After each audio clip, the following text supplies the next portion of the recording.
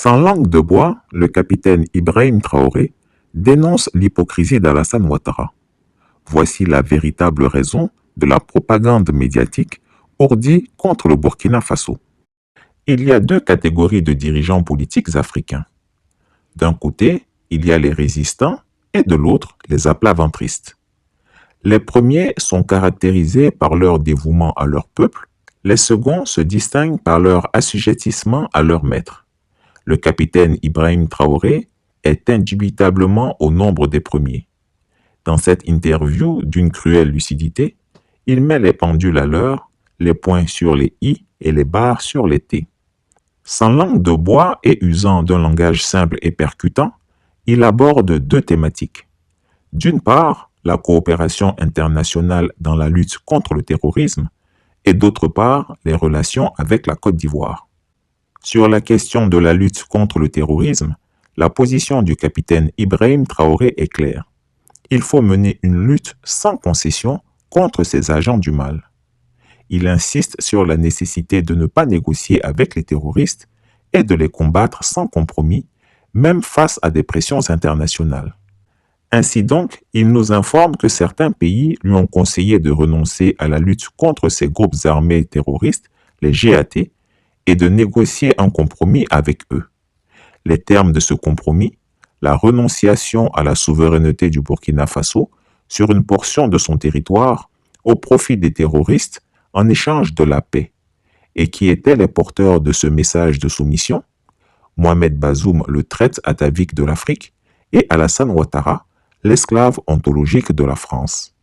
Bazoum et Ouattara ont ainsi demandé aux dirigeants burkinabés de renoncer à protéger leur patrie, de laisser des terroristes comme Iyad Aggali utiliser une large partie du Burkina Faso comme couloir pour organiser toutes sortes de trafics, drogues, armes, cigarettes, êtres humains, etc. Le gouvernement burkinabé n'aurait ainsi plus autorité sur la totalité des 274 200 km² de superficie de son territoire. En échange, les terroristes n'attaqueraient pas ce pays. On a été approché par beaucoup d'émissaires, notamment des pays du Sud.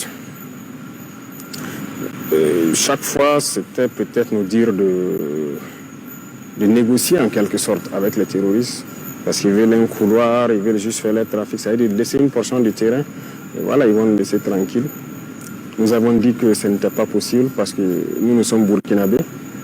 On préfère mourir dans la dignité que de négocier donc les conditions de notre esclavage. Le président Traoré leur a expliqué que choisir de négocier avec les terroristes, cela équivaut à accepter l'assujettissement et à sacrifier la dignité nationale. Il considère que de telles négociations sapent l'autorité de l'État et alimentent la violence en accordant une légitimité aux groupes terroristes. Lui, il préconise une approche de résistance farouche et de lutte sans compromis contre ces terroristes, affirmant ainsi la souveraineté et l'indépendance nationale. Il n'a pas été entendu. Le constat, ceux qui ont choisi la collaboration avec les terroristes le regrettent amèrement, indique le capitaine Traoré. Nous avons refusé catégoriquement de négocier avec qui que ce soit. Nous allons combattre. Et ces gens qu'on avait conseillé de ne pas rentrer dans ce schéma, je pense qu'aujourd'hui, beaucoup se rendent compte qu'on avait raison. Parce qu'ils ont commencé à être attaqués. Ce n'est pas Mohamed Bazoum qui dira le contraire. Lui qui, au nom d'une certaine arabité commune avec les terroristes, refusait de les affronter directement et préférait s'accommoder de leurs nuisances tant que cette nuisance était dirigée vers des pays comme le Mali ou le Burkina Faso. Il a ainsi fragilisé son pays en refusant de doter son armée d'outils de défense adéquats pour faire face aux terroristes. Face à un ennemi qui vous est commun, Monsieur le Président, vos voisins du Mali et du Burkina ont choisi une solution qui est un peu celle du tout militaire, avec au Burkina notamment la levée de volontaires civils, les VDP. Est-ce qu'à votre avis, ce type de stratégie, je sais que ça n'est pas la vôtre, mais est-ce que ça peut être fonctionnel? Si c'était fonctionnel, cela aurait été notre option propre. Ces terroristes, ils sont plus forts que nos armées, qui sont plus aguerris que nos armées. Et des civils ne peuvent pas leur faire face. Quand vous donnez des armes à des civils, vous êtes exposé à deux types de risques. le risque qu'il soit une proie, que les terroristes viseraient délibérément avec des intentions cruelles, vous les exposez et ça devient de la chair à canon. L'autre risque, c'est que ils ne sont pas militaires et vous n'avez aucune idée de leur moralité individuellement. Vous donnez à des civils que vous ne connaissez pratiquement pas et des armes et vous les lâchez dans la nature, ils peuvent en abuser. Malheureusement, aujourd'hui, on en voit les résultats. Résultat, les soldats nigériens qui mouraient en masse sur les fronts se sont révoltés et ont fini par le renverser. La Côte d'Ivoire d'Alassane Ouattara est exactement dans la même logique que Mohamed Bazoum. Tant que les terroristes s'en prennent au Mali, au Burkina Faso, au Niger et non à la Côte d'Ivoire, lui, ça lui convient. Il ne mène aucune action véritable pour empêcher ces criminels fanatiques de s'installer en Côte d'Ivoire, de s'en servir comme base arrière pour déstabiliser les pays voisins. Et une fois leurs forfaits accomplis, de venir s'y réfugier en toute sécurité. La Côte d'Ivoire, sous le tyran Ouattara, est devenue un sanctuaire pour les terroristes et les groupes armés terroristes, aussi incroyable que cela puisse paraître. Il ne faut pas se voiler la face. Sous ses airs de dirigeant civilisé, pondéré et maniéré, le despote ivoirien est un parrain de groupes criminels qui sèment la terreur dans les États voisins. Les éléments terroristes qui opèrent dans la région des Cascades, du centre-ouest et de la boucle du Mouhoun bénéficient d'un soutien ou d'une complaisance de la part des autorités ivoiriennes. Et les exemples, il y en a à foison. On a vu les vidéos des terroristes fuir précipitamment sous la pression des forces armées et des VDP burkinabés, traverser à pied et à moto le fleuve Komoué et s'installer en territoire ivoirien à moins de 50 mètres d'eux à portée de tir. Aucun soldat ivoirien, aucun détachement, aucun groupe de combat ivoirien n'était visible à l'horizon pour les contrer. Cette partie du territoire ivoirien leur avait été complètement abandonnée et ils le savent. C'est pour cela que chaque fois qu'ils sont mis sous pression par l'armée burkinabé, les terroristes traversent tranquillement la Komoué ou le Lalé-Rabat pour venir se reposer en Côte d'Ivoire et reprendre des forces avant de remonter à l'assaut contre le Burkina Faso. Cela s'est passé plusieurs fois sans que les autorités ivoiriennes tentent de freiner ces incursions terroristes. Mais quand des soldats burkinabés se sont rendus dans un village frontalier de la Côte d'Ivoire pour s'acheter des cigarettes, l'armée ivoirienne était bel et bien présente pour les arrêter et les conduire en prison.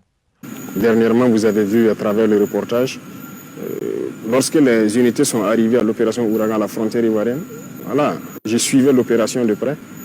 C'est de féliciter même les soldats pour leur discipline, parce qu'ils n'étaient pas obligés de s'arrêter et regarder les terroristes à 50 mètres de lui, au-delà du fleuve. Ils pouvaient envoyer des roquettes, comme il a dit. Mais par discipline, respect des consignes, ils ont observé et puis ils se sont retournés. Mais ce sont des comportements qui ne sont pas bien, il faut le dire. Par sa passivité criminelle ou par choix tactique assumé, le dictateur des lagunes est un complice actif de la déstabilisation du Burkina Faso. Et sa complicité n'est pas seulement qu'avec les terroristes. Elle se matérialise aussi dans le dispositif institutionnel et médiatique qu'ils mettent en place pour attaquer chaque jour ce pays frère. En effet, les plateaux des chaînes de télévision ivoiriennes, toutes alliées au clan Ouattara, ouvrent chaque jour leurs antennes à des individus de tout acabit.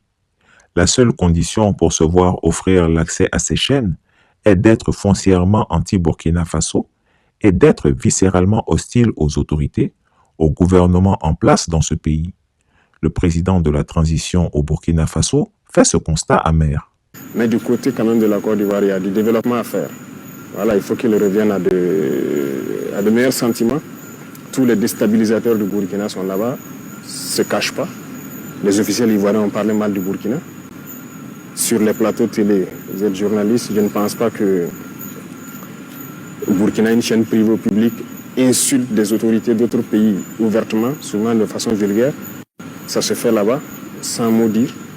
La Côte d'Ivoire organise donc de manière méthodique et institutionnelle un Ouaga bashing qui offre un cadre aux membres des institutions étatiques, mais aussi à tous les journalistes, analystes et prétendus politologues mal élevés, de venir déverser leur bile sur les autorités burkinabées en les injuriant de la pire des façons. Cela est admis et toléré. La propagande qui est mise en avant aujourd'hui pour essayer de tromper la vigilance de quelques esprits faibles. La réalité, que ce soit au Mali, au Burkina et en Guinée, ces jeunes-là sont incapables, alors absolument incapables, de trouver un début de solution aux problèmes pour lesquels elles se sont immiscées brutalement dans le jeu démocratique. Le Mali, bon, on en parle tous les jours, M. Goïta, il a perdu tout contrôle. Aujourd'hui, la prise en otage de nos soldats est devenue son programme de gouvernement. Pourtant, les prisons ivoiriennes regorgent d'individus, blogueurs ou autres, qui sont détenus uniquement pour avoir émis un avis critique sur le gouvernement ou une personnalité politique ivoirienne. Ce qui est interdit pour la Côte d'Ivoire est permis, voire encouragé contre le Burkina Faso, et ceci a un nom, l'hypocrisie. Le capitaine Traoré préfère appeler un chat un chat. Tous ceux qui tentent de déstabiliser qui se retrouvent là-bas, bon, à un moment donné, il faut arrêter l'hypocrisie, il faut dire la vérité. Il y a un problème. Il y a un problème avec les autorités de ce pays. Au moment où il feint de vouloir normaliser ses relations avec le Burkina Faso, le vieux Grigou offre le gîte et le couvert à tous ceux qui œuvrent à déstabiliser ce pays voisin. Qu'ils soient des hommes politiques en fuite ou des militaires en déshérence, tous ont trouvé refuge et protection chez Alassane Ouattara. Ils s'y rencontrent, s'y organisent, complotent allègrement contre les nouvelles autorités et échafaudent chaque jour un plan de déstabilisation avec la bénédiction de leur tuteur, le tyran Ouattara.